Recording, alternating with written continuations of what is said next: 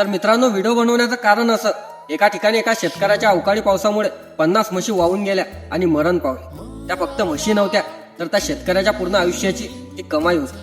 यामध्ये खंत फक्त एकाच गोष्टीची वाटते, की सोशल मीडियावर फक्त आमच्या शेतकऱ्यांचे व्हिडिओ, आमच्या मालाचे भाव वाढता तेव्हाच व्हायरल होते.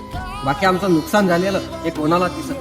आजकाल जर तुम्ही सोशल मीडियावर पाहिलं तर तुम्हाला फक्त एकच गोष्ट दिसेल, एकाची हॉटेल वाहून गेली, त्याच्या समर्थनात सगळे व्हिडिओ बनवत आहे, त्याला मदत मिळावी असं सर्व म्हणताय. पण शेतकऱ्यांना मदत मिळावी असं तुम्हाला वाटत नाही. आणि हा, त्या हॉटेलवाल्याला मदत नाही मिळाली तर तो काही वर्षात त्याचे हॉटेल हे पुन्हा उभारू शकतो. पण तुम्हीच सांगा, शेतकऱ्यांना मदत मिळूनही त्या म्हशींचे गेलेले प्राण ते परत येऊ शकतात.